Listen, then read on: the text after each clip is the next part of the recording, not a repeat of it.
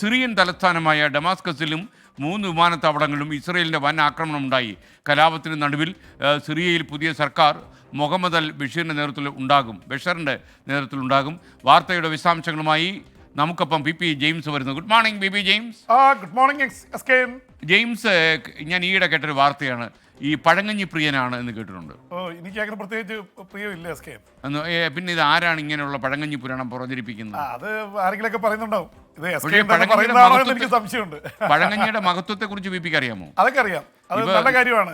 Dubai പോലുള്ള അല്പം മോരും ഒരു നല്ല പച്ചമുളക് ഇട്ട് കഴിക്കാമെങ്കിൽ നല്ലൊരു രാവിലത്തെ നല്ലൊരു പ്രഭാത. വിദേശ നാടുകളിലൊക്കെ വലിയ മാർക്കറ്റ് ആയിരിക്കുന്നു ബിബി. എനിക്ക് അങ്ങനെ പ്രത്യേകിച്ച് താല്പര്യങ്ങളില്ല എസ് കെ. എതിർപ്പില്ല കേട്ടോ. ഓക്കെ. അപ്പം നമ്മൾ പഴങ്കഞ്ഞി വിട്ടു. അപ്പോൾ നമ്മൾ പുതിയ കഞ്ഞിയിലേക്ക് നമ്മളിനി നമ്മളെ സിറിയ വീണ്ടും വളരെ രൂക്ഷമായിട്ടുള്ള അവസ്ഥയിലേക്ക്, അരാജക അവസ്ഥയിലേക്ക് പോകുന്ന തരത്തിലാണ് കാര്യങ്ങളുള്ളത്. പക്ഷേ അതിനിടയിൽ തന്നെ ഒരു സർക്കാർ രൂപീകരിക്കാനുള്ള ശ്രമങ്ങളും ഏതാണ്ട് പൂർത്തിയാവുന്നുണ്ട്. ഇസ്രായേലാണ് ഇതിൻ്റെ ഇടയ്ക്ക് നമ്മൾ ഇന്നലെ പറഞ്ഞ പോലെ പുര കത്തുമ്പോൾ വാഴ വെട്ടുക എന്നുള്ള നയമാണ് ഇസ്രായേൽ സ്വീകരിച്ചിരിക്കുന്നത്. ഏതായാലും അവിടെ ഒരു സർക്കാരില്ല.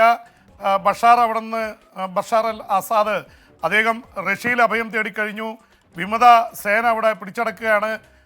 എല്ലാം പിടിച്ചടക്കി കഴിഞ്ഞു. ഫലത്തിൽ ജയിലൊക്കെ തുറന്ന ആൾക്കാരെ വിടുന്നു. ഒരുപാട് പേര് ആഹ്ലാദ പ്രകടനം നടത്തുന്നു. അതിൻ്റെ ഇടയ്ക്ക് അല്പം കൊള്ളയടിക്കലും കാര്യങ്ങളൊക്കെ നടക്കുന്നുണ്ട്. അഭയാർത്ഥികൾ വന്നുകൊണ്ടിരിക്കുന്നത്. അങ്ങനെ മൊത്തത്തിൽ ഒരു അസന്നിഗ്ധാവസ്ഥ എന്ന് പറയുന്ന അവസ്ഥയാണ് ഉള്ളത്. അനിശ്ചിതത്വമുണ്ട്. അതിനിടയിലാണ് ഇപ്പോൾ ഇസ്രായേൽ 3 വിമാനത്താവളങ്ങളിൽ ആക്രമണം നടത്തിയിരിക്കുന്നു എന്നുള്ള വാർത്ത വരുന്നത്. എന്ന് മാത്രമല്ല തലസ്ഥാനമായ ഡമാസ്കസിൽ ആക്രമണം നടത്തിയിരിക്കുന്നു. നേരത്തെയും സിറിയയിലെ ഡമാസ്കസിൽ ആക്രമണം നടത്തിയിട്ടുണ്ട് ഇസ്രായേൽ. എസ് കെ ഓർക്കുന്നുണ്ടാവും. ഇറാനാണ് അവിടെ കൺട്രോൾ ചെയ്തിരുന്നത്. ഇറാൻ്റെ ജനറൽമാർ അവിടെ നിന്നുകൊണ്ടാണ് ഹമാസിനും ഹിസ്ബുള്ളയ്ക്കും ഒപ്പം തന്നെ സിറിയയിലെ സർക്കാരിനൊക്കെ പിന്തുണ നൽകിക്കൊണ്ടിരുന്നത്.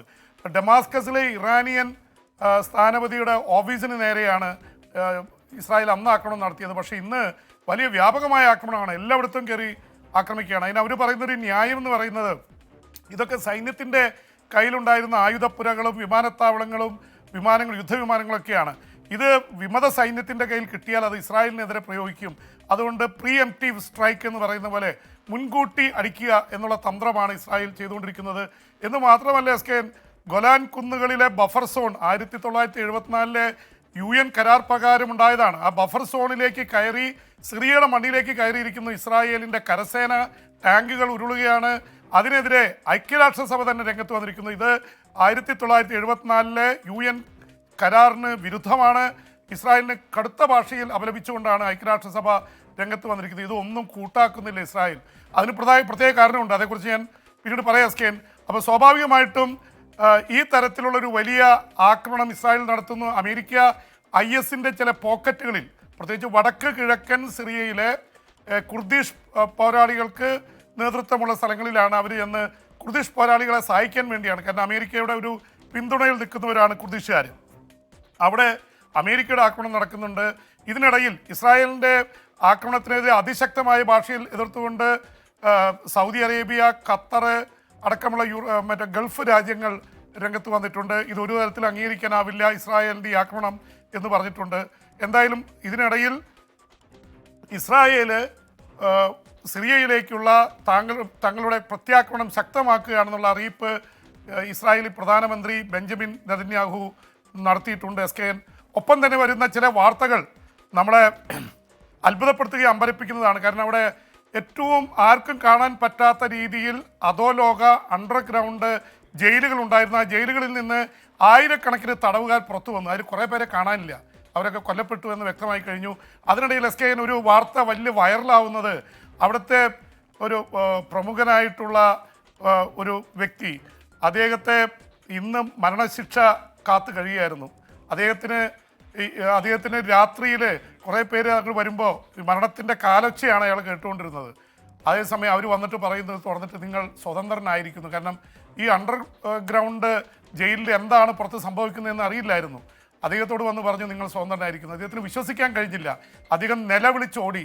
എത്രയോ വർഷങ്ങൾക്ക് ശേഷമാണ് അദ്ദേഹം ഈ വെളിച്ചം കാണുന്നത്.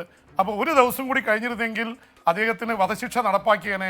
ഒരു ദിവസത്തെ വ്യത്യാസത്തിൽ അങ്ങനെ ഒരുപാട് പേര്, ആയിരക്കണക്കിന് ആൾക്കാർ ഈ തടവിൽ നിന്ന് രക്ഷപ്പെട്ട കഥകൾ കൂടി ഇതോടൊപ്പം വരുന്നുണ്ട്. പി പി ജെയിംസ്, ഈ ബെഞ്ചമിൻ നെതന്യാഹുവിന് അത്ര നല്ല സമയമല്ലെന്ന് തോന്നുന്നു. കൃത്യമായിട്ടും അദ്ദേഹം അഴിമതി കേസിൽ കോടതിയിൽ ഹാജരാകണമെന്ന് ഇസ്രയേലി കോടതി ആവശ്യപ്പെട്ടിട്ടുണ്ടല്ലോ. നല്ല കാര്യമാണത്. SKN ഈ ബെഞ്ചമിൻ നെതന്യാഹു ഏതാണ്ട് ഈ യുദ്ധം തുടങ്ങുന്നതിന് മുമ്പ് തന്നെ കോടതിയിൽ ഹാജരാകാൻ ആവശ്യപ്പെട്ടതാണ്. ഒരുപക്ഷെ ഈ യുദ്ധം ഇത്ര തീവ്രമാക്കാൻ കാരണം തന്നെ ഈ യുദ്ധം അവസാനിച്ചാൽ നെതന്യാഹുവിൻ്റെ കാര്യത്തിലും തീരുമാനമാവുമെന്നുള്ളത് കൊണ്ടാണ് എന്നുള്ള ആരോപണമുണ്ട്. ബെഞ്ചമിൻ നെതന്യാഹുവിനെതിരെ അഴിമതി കേസുണ്ട്, വിശ്വാസവഞ്ചനയ്ക്ക്, ബ്രീച്ച് ഓഫ് ട്രസ്റ്റ് അടക്കമുള്ള കാര്യങ്ങളിൽ വലിയ കേസുകളാണ് നിൽക്കുന്നത് സുപ്രീം കോടതിയിൽ. സുപ്രീം കോടതി അദ്ദേഹത്തിനെതിരെ വിധിക്കുമെന്നുള്ള അവസ്ഥ എത്തിയപ്പോഴാണ് കോടതിയുടെ അധികാരങ്ങൾ വെട്ടിക്കുറയ്ക്കാൻ അദ്ദേഹം ശ്രമം നടത്തിയത്. ഈ അഴിമതി ആരോപണങ്ങൾ വന്നതിനെ തുടർന്ന് തന്നെയാണ് അവിടെ നടന്ന 5 തവണ തെരഞ്ഞെടുപ്പ് നടത്തേണ്ടി വന്നു 2 വർഷത്തിനുള്ളിൽ. 5 തവണ തെരഞ്ഞെടുപ്പിലും മറ്റ് കക്ഷികളെയൊക്കെ കൂട്ടിയാണ് പലതവണ ഇദ്ദേഹം അധികാരത്തിൽ വന്നത്. ഏറ്റവും കൂടുതൽ കാലം ഇസ്രായേലിൽ പ്രധാനമന്ത്രിയായിട്ടുള്ള ആളാണ് ബെഞ്ചമിൻ നെതന്യാഹു. അദ്ദേഹത്തോട് ഇപ്പോൾ കോടതി പറഞ്ഞിരിക്കുന്നു, ഇനി നോ മോർ, ഇനി നീട്ടിവെക്കാൻ പറ്റില്ല. ആഴ്ചയിൽ 3 തവണ കോടതിയിൽ ഹാജരാവണം. അപ്പോൾ കോർട്ട് റൂമിലും വാർ റൂമിലും ഒരേ സമയം ഹാജരാവേണ്ട അവസ്ഥയിലാണ് നെതന്യാഹു. ഒരു ഭാഗത്ത് വന്ന് യുദ്ധതന്ത്രങ്ങൾ ആവിഷ്കരിക്കുന്നു. ഹമാസിനെതിരെ ലെബനനിൽ, ഹിസ്ബുള്ളയ്ക്കെതിരെ ലെബനനിൽ, ഗസയിൽ ഹമാസിനെതിരെ, അതുപോലെ സിറിയയിൽ അവിടുത്തെ വിമത സൈന്യത്തിനും അവിടുത്തെ പാരഫർണിയയിലേക്കെതിരെ ഇതുണ്ട്. അപ്പോൾ 3 സ്ഥലങ്ങൾ ഒരേ സമയം. ഇതിനിടയിൽ യമനിൽ നിന്ന് ഹൂതികൾ ഡ്രോൺ അയച്ചു, ഇസ്രായേലിൽ വന്ന് പതിച്ചു. അവിടെയും പ്രശ്നം ഉണ്ടായിട്ടുണ്ടെങ്കിൽ ഹൂതികളുടെ കേന്ദ്രത്തിലേക്ക് കൂടി ആക്രമണം നടത്തണം. അപ്പോൾ ഒരേ സമയത്ത് 4 യുദ്ധമുഖങ്ങൾ തുറക്കുകയാണ് നെതന്യാഹു. അത് ചെയ്തുകൊണ്ട് തന്നെ കോടതിയിൽ ഹാജരാവണം, 3 തവണ ഹാജരാവണം. അപ്പോൾ ഇത് രണ്ടും കൂടിയുള്ള ഇതിലാണ്. അതിനിടയിൽ ലെബനനിൽ കയറി ഇസ്രായേൽ വിമാനങ്ങൾ ആക്രമിച്ചു. അതിനിടയിൽ തന്നെ ഇസ്രായേലിലെ 4 സൈനികർ അവിടെ ബോംബ് പൊട്ടി കൊല്ലപ്പെട്ടു എന്ന വാർത്ത കൂടി വരുന്നു. പ്രത്യേകിച്ച് ഹിസ്ബുള്ളയുടെ അണ്ടർഗ്രൗണ്ട് ടണലുകളിൽ കയറി, തുരങ്കങ്ങളിൽ കയറി അവർ ബോംബ് നിർവീര്യമാക്കുമ്പോഴാണ് ഈ സൈനികർ കൊല്ലപ്പെട്ടത്. പൊട്ടിത്തെറിക്കുകയായിരുന്നു ബോംബ്. 4 ഇസ്രായേലി സൈനികർ കൊല്ലപ്പെട്ടിട്ടുണ്ട്.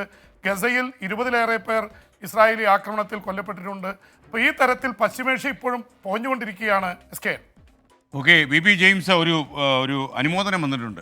അതായത് ബി പി ജെയിംസിന്റെ വാക്ക് കേട്ടാൽ അന്റാർട്ടിക്കയിലുള്ള ആൾക്കാർ പോലും ഞെട്ടിപ്പോകുന്നു.